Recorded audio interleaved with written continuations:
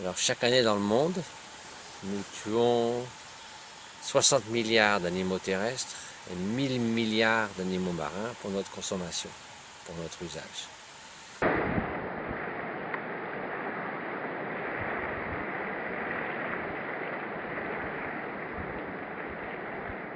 Ce sont là des souffrances qu'on inflige aux animaux qui sont ni nécessaires, ni inévitables. D'autre part, tout le monde y perd, parce que la surconsommation qui mène à l'élevage industriel, à la surexploitation des océans, est une des causes majeures de dégradation de l'environnement. L'élevage industriel est la deuxième cause de gaz d'effet de serre, si on prend en compte tous les facteurs qui mènent à l'élevage industriel. C'est même pas bon pour la santé humaine. Des études faites sur 20 ans et sur 10 000 personnes ont montré que ça accroît significativement environ de 15% le risque de mortalité, de cancer et de diabète, etc. et d'autres maladies cardiaques. Donc c'est pas bon pour les animaux bien sûr en premier lieu, c'est pas bon pour les êtres humains, c'est pas bon pour les générations à venir. Donc on se demande pourquoi on est complètement pris dans ce cercle vicieux de cette surconsommation. Il faut dire qu'aux États-Unis, on consomme 120 kg de viande par an par habitant, en Europe à peu près 80 et en Inde 3,5. Donc quoi qu'il en soit, les principales victimes évidemment, ce sont les animaux eux-mêmes. Ils souffrent incroyablement de nos méfaits. Il n'y a qu'à voir ce qui se passe dans les élevages industriels où ils vivent à peu près entre un 60e et un 5e de leur expérience de vie.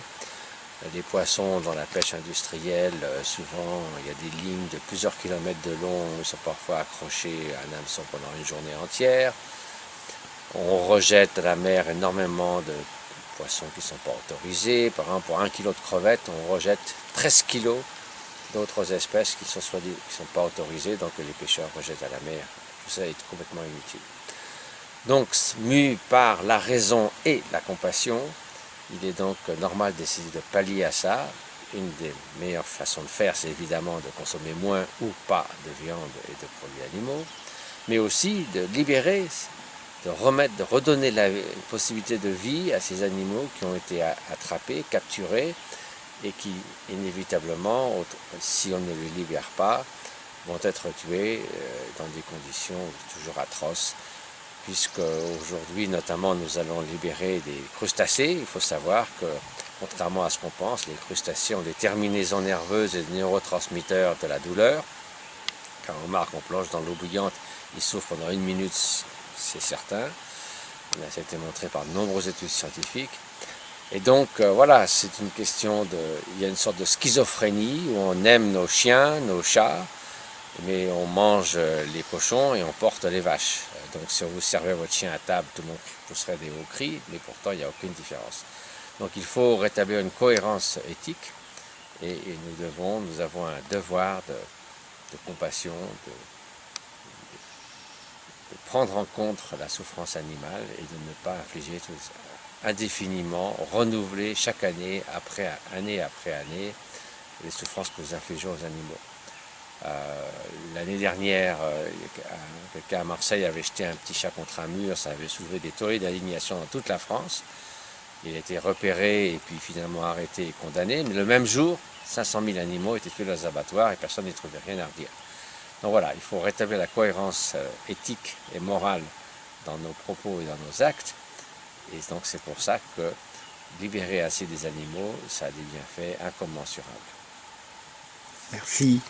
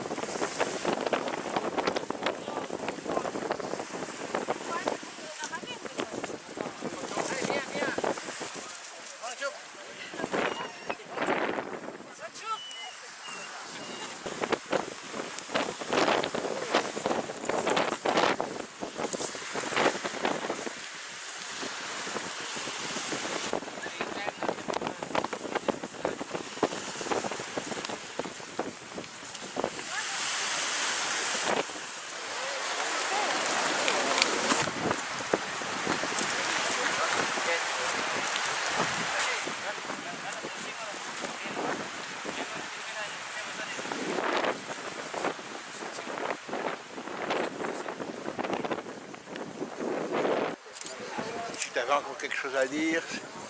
Ah oui, pour les poissons, oui. Pour les poissons, il faut aussi, quand on libère des animaux, il faut aussi être extrêmement attentif au fait qu'on ne peut pas les libérer n'importe où. Si on met des tonnes de crabes en pleine mer par des fonds sablonneux, ils meurent tous.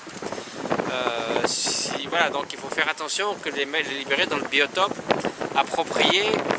C'est pas tout de les remettre à l'eau, s'ils meurent tous, 90% d'entre eux meurent, c'est pas la peine. Donc il faut être sûr que c'est au bon endroit. Pas seulement qu'ils ne vont pas être repris, mais ça on ne peut pas éviter, mais en tout cas pour qu'ils puissent survivre. Hein, si on met 10 000 crabes dans un petit truc où il n'y a pas à manger pour 500 crabes, donc il faut faire ça très judicieusement, sinon c'est un très beau geste, mais s'ils ne survivent pas c'est un peu dommage. Oui. Parce que le but c'est quand même de leur donner une prolongation de vie. C'est ça. Voilà. Merci.